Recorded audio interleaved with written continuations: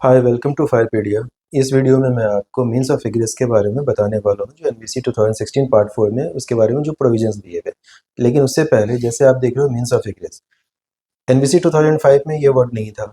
हम वहाँ पे सिर्फ एग्जिट की बात करते थे। तो मीन्स ऑफ इग्रेस से मिलता जुलता एक और वर्ड आ जाता है मीन्स ऑफ एस्केप, जो इस वीडियो में कवर्ड है।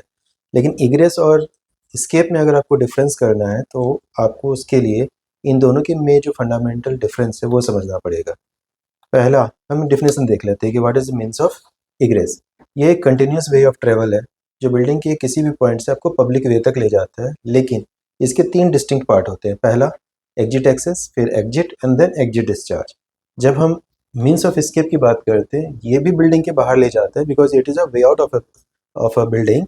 बट ये strict definition of means of egress मतलब exit access, exit and exit discharge को कंप्लाई नहीं करता है। ये सिर्फ हमें एक अल्टरनेट रास्ता देता है जिसके थ्रू हम बिल्डिंग से बाहर चले जाएं।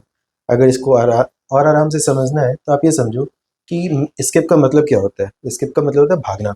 अब अगर भागना है तो आप खिड़की खोल के भाग सकते हो, दरवाजे तोड़ के भाग सकते हो, जेल में सुरंग बना के भाग सकते हो। ये सारे मीन्स ऑफ स्केप उस फंडामेंटल डिफरेंस है। जैसे ही आपने स्केप की बात कर दी तो आप भूल जाओ कि स्टेयरकेस की विड्थ क्या होगी, क्या ट्रेवल डिस्टेंस होगा, हेड क्लियरेंस क्या होगा। ये सारे पैरामीटर जब हम मीन्स ऑफ एग्रेस की बात करते हैं तब अप्लीकेबल होता है। इस इमेज में मैंने मीन्स ऑफ एग्रेस में फॉल करने वाले जो तीन डिस्टिंक्ट पार्ट थे उनको एक्सप्लेन किया। हम स्टार्ट करते हैं एग्जिट एक्सेस से। एग्जिट एक्सेस क्या करता है? एग्जिट एक्सेस आपको बताता है कि आप जहाँ पे हो वहाँ से आप किसी एग्जिट तक कैसे पहुँचोगे। तो आप अगर यहाँ से ट्रेवल कर रहे हो, एग्जिट एक्सेस डोरवे को क्रॉस करोगे, फिर एग्जिट एक्सेस कॉरिडोर से होते हुए एग्जिट डोर पे पहुँचेंगे, उससे आप बाहर निकल जाएंगे जो होता है एग्जिट डिस्चार्ज। सिमिलर यहाँ पे आप देख रहे हो कि लॉबी को पार करते हुए आप बाहर निकल रहे हो, लेकिन यहाँ पे एक कीवर्ड आता है exit passage way. So exit access corridor and exit passage way में डिफरेंस क्या है? एग्जिट पैसेज वे लॉबी से सेग्रीगेटेड होगा 2 आवर रेटेड इंक्लोजर में, और जो ये दरवाजा है ये फायर रेटेड डोर होगा फॉर 120 मिनट्स ड्यूरेशन। फिर अब हम देखते हैं कि what is the exit. Exit normally काफ़ी कंफ्यूज करता है कि हम एक्चुअली एग्जिट कहें किसे। तो और ट्रेवल डिस्टेंस भी आपको एग्जिट तक ही मेजर करना होता है। तो ये जानना जरूरी हो जाता है कि एग्जिट है क्या क्या। एग्जिट के एग्जाम्पल क्या है? इंटीरियर और एक्सटीरियर एग्जिट स्टेयरवेज। मतलब ये स्टेयरकेस क्या है? इंटीरियर स्टेयरकेस है, तो इसमें आने का जो दरवाजा होगा वो आपका एग्जिट हो जाएगा। एग्जिट पैसेजवे मैंने आपको बता दिया, जैसे ही आप यहाँ पे आ गए तो ये एग्जिट पैसेजवे बन जाता है। Exterior exit door at the level of exit discharge, ये एग्जिट डिस्चार्ज है। और एक्सटीरियर आपका डोर इस स्टेयरकेस का ये बनता है, तो ये भी एग्जिट डिस्चार्ज हो जाता है। एक्सटीरियर एग्जिट रैम्प्स, बेसमेंट से जो रैम्प बाहर की तरफ जाते हैं from the first level of basement, from the first level of basement only, वो आपके एग्जिट में कैलकुलेट हो सकते हैं।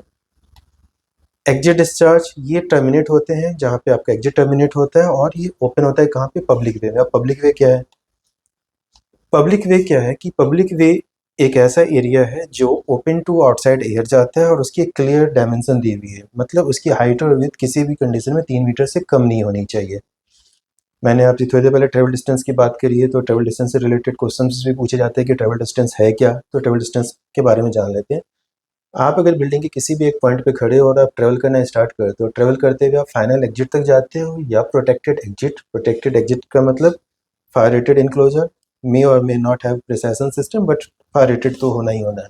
और आप किसी एक्सटर्नल एस्केप रूट तक जाते हो, तो ये जो डिस्टेंस आपने ट्रेवल किया उसे हम ट्रेवल डिस्टेंस कहते हैं। अब ट्रेवल डिस्टेंस को कैलकुलेट कैसे करना है? तो टू मेजर ट्रेवल डिस्टेंस आपको हमेशा नेचुरल ट्रेवल पाथ को कंसिडर करना पड़ेगा, और ये रास्ता सीधा भी हो सकता है और जिगजैग भी हो सकता है। जैसे अगर आप इस इमेज को देखें, ये एक ट्रेवल डिस्टेंस मेजर करने का एक रॉन्ग अप्रोच है। क्यों? क्योंकि इस पॉइंट से सीधी डिस्टेंस ले ली गई एग्जिट के दरवाजे तक की। नॉर्मली आप ऐसे तो ट्रेवल करोगे नहीं कि उठते हुए जाओगे टेबल के ऊपर से, चल के जाओगे टेबल्स के ऊपर से। आप नेचुरल चलोगे। कैसे जाओगे? Right approach to measure the travel distances, कि आपका जो नॉर्मल चलने का रास्ता है, सीधा गए, फिर लेफ्ट टर्न लिया, फिर राइट टर्न लिया, इस दरवाजे को खोला, फिर आप एग्जिट स्टेयरकेस तक पहुंच जाते हो। सो ये जो डिस्टेंस ट्रेवल हुआ point, this point two this point, that is called a travel distance.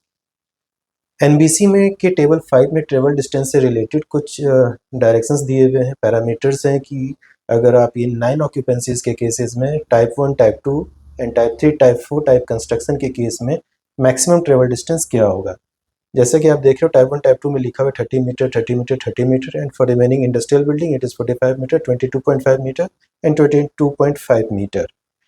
But ये जो वैल्यू है, अगर आपकी बिल्डिंग फुल्ली स्प्रिंकलर्ड है तो ट्रेवल डिस्टेंस की वैल्यू 50% बढ़ जाएगी। कैसे? अगर आप बिजनेस बिल्डिंग ऑफिस बिल्डिंग की बात करते हो तो पहले तो 30 मीटर पे आपका ट्रेवल डिस्टेंस पे एक स्टेयरकेस या एक एग्जिट अवेलेबल होना चाहिए था, बट अगर बिल्डिंग में स्प्रिंकलर है तो आप 50% इंक्रीज करोगे, तो मतलब आप 15 मीटर और ऐड करोगे। ओवरऑल आपका ट्रेवल डिस्टेंस हो जाएगा 45 मीटर। अब हम डेड एंड की बात कर लेते हैं। इंटरव्यू में ये पूछा जाएगा कि क्या डेड एंड कॉरिडोर होता है, डेड एंड कॉरिडोर की क्या मैक्सिमम ट्रेवल डिस्टेंस हो सकती है with in a dead and corridor, आप यहाँ पे समझेंगे। पहले डेड एंड सिनेरियो क्या होता है। अगर आप पॉइंट ए पे हो, पॉइंट ए से पॉइंट बी पे जाते हो, तो आपके पास यहाँ से निकलने के दो रास्ते हैं। आप या तो स्टेयर 1 का चूज कर सकते हो या चलते हुए स्टेयर 2 से जाओगे। किसी कारण अगर आपने मे बी स्मोकी सिचुएशन होने के कारण आप स्टेयर 2 के रास्ते को मिस कर गए और आगे बढ़ गए, तो आप सीधे इस दीवार को हिट करोगे चलते हुए, क्योंकि यहाँ तक आने के बाद आपको कोई और निकलने का रास्ता नहीं मिलता।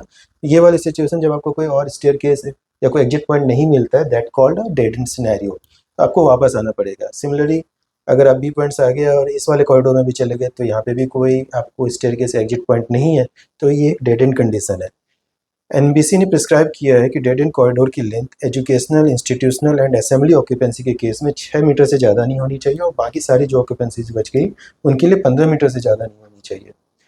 अब रिकैप का टाइम है। अब देख लेते हैं इस वीडियो में आपने क्या क्या जाना है। सबसे पहले आपने देखा कि मीन्स ऑफ एग्रेस और मीन्स ऑफ एस्केप में क्या डिफरेंस है। फिर आपने देखा कि एग्जिट पैसेज वे कैसे एग्जिट कॉरिडोर से डिफरेंट होता है। फिर आपने देखा कि एग्जाम्पल्स क्या क्या हैं एग्जिट्स के। फिर ट्रेवल डिस्टेंस को कैसे मेजर करना है और आप एनबीसी में इसके लिए कौन सा टेबल रेफर करोगे। फिर डेड एंड से रिलेटेड क्या पैरामीटर है, ये सब आपने इस वीडियो में देखा है। इस वीडियो को आप रिवाइज कर लें, क्योंकि इसमें काफ़ी कॉन्सेप्ट से रिलेटेड काफ़ी सारे क्वेश्चन छुपे हुए थे। अगर आप ऐसे सिमिलर वीडियोज़ को देखना चाहते हैं, please like and subscribe this video. Thank you very much. जय हिंद।